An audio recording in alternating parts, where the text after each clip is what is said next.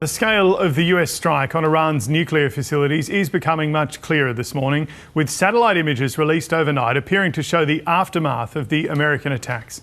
The Defense Secretary Pete Hegseth says the bombings are not about regime change in Iran, which state media reports has vowed to rebuild its facilities. As Israel and Iran continue to fire missiles at each other more than a week into the war, Iran's foreign minister says his country is committed to diplomacy and the United States has crossed a big red line. Today we'll be bringing you comprehensive coverage, including an interview with our Foreign Minister Penny Wong. But first, let's go to North America correspondent Cayman Gok in Washington. Good morning to you, Cayman. We've learnt some of the specific details about the nature of this operation. Take us through what we know this morning.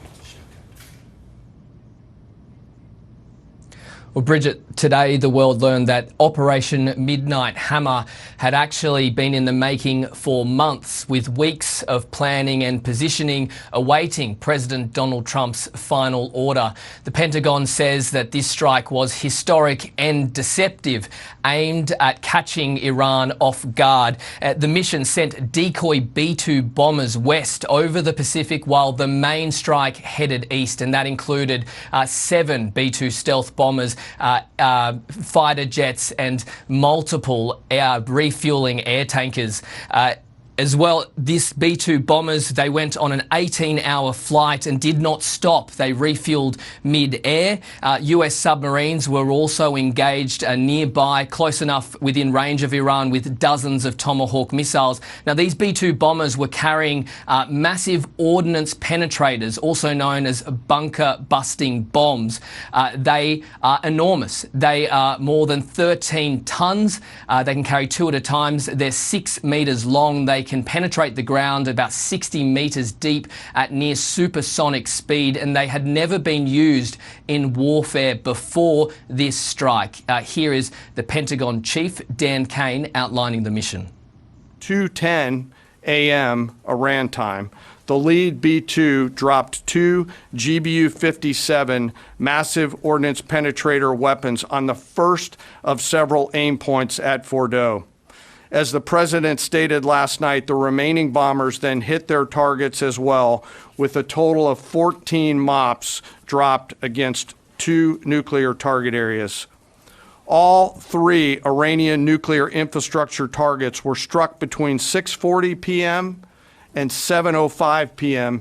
Eastern time. Again, that's about 2:10 in the morning local time in Iran, with the Tomahawk missiles being the last to strike at Isfahan to ensure we retain the element of surprise throughout the operation. In total, 125 aircraft were deployed and 75 precision-guided weapons were used to target and damage these 3 sites, Natanz, Isfahan, and the heavily fortified underground facility Fordow, located inside a mountain. Now, the US says the initial assessment shows that that these sites were severely damaged. In the words of the president, they were obliterated, but it is unclear as of right now whether that underground Fordow facility was completely destroyed. And Cayman, we've seen really a mixed reaction from US lawmakers. What have been some of the standout reactions there in the United States?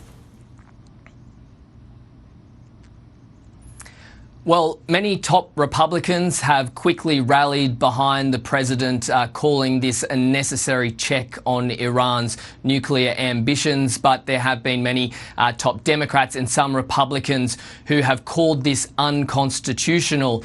The administration is portraying this as a necessary preemptive strike on what they said was a near imminent threat.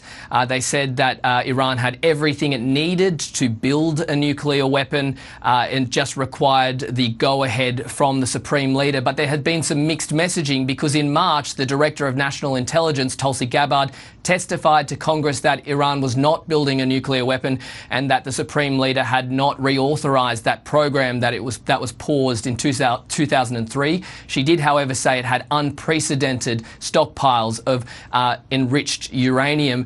But this issue is and will continue to divide the MAGA coalition, this base that elevated Trump to the position he is in today. And that's because they have been very fond and have praised the president for his anti-war rhetoric and his promise to not get the states entangled in another foreign war.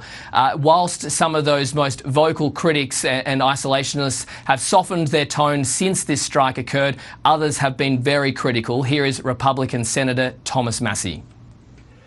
This could turn into a protracted, prolonged engagement, and I'm here to represent the base of the MAGA party that got Trump elected. Most of us were tired of the wars in the Middle East and Eastern Europe, and we were promised that we wouldn't be engaging in another one. Yet here we see this happening. And Cayman, what is the United States calling for from here? What do we know about next steps? Well, the US wants this over and done quickly. Vice President J.D. Vance coined it as America is not at war with Iran, but America is at war with Iran's nuclear program. It has warned, however, that it is prepared to go into a protracted war if it comes to that, and it has essentially put forward an ultimatum to Iran, peace or tragedy, only hours after this unprecedented attack on Iranian nuclear facilities in the country. It has said that if there was any response from Iran with force, that the United States would retaliate even greater. But it said it's not looking for a regime change, and today officials have gone to great lengths to remind the American public that the President Donald Trump gave Iran 60 days to negotiate this program, which only this month was found to be in breach of non-proliferation agreements by the nuclear watchdog, the UN-backed nuclear watchdog. But Secretary of Defense Pete Hegseth said that during those negotiations, the United States was being stonewalled. The scope of this was intentionally limited. That's the message that we're sending. With the capabilities of the American military nearly unlimited. So Iran, in that sense, has a choice.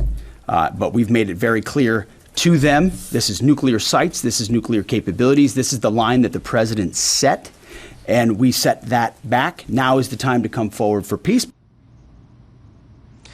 Iranian Foreign Minister Abbas Araghchi has said the United States has crossed a red line. It said Iran has the right to defend itself, and he said that Donald Trump has betrayed Iran and the American people for abusing the trust and Iran's commitment to diplomacy. And he has said that these strikes will have everlasting consequences. And that's because the president has made a decision that over the past 2 decades his predecessors deliberately avoided, going for other methods such as sabotage and cyber attacks on the Iranian regime. And now the United States prepares for the potential retaliation that could follow.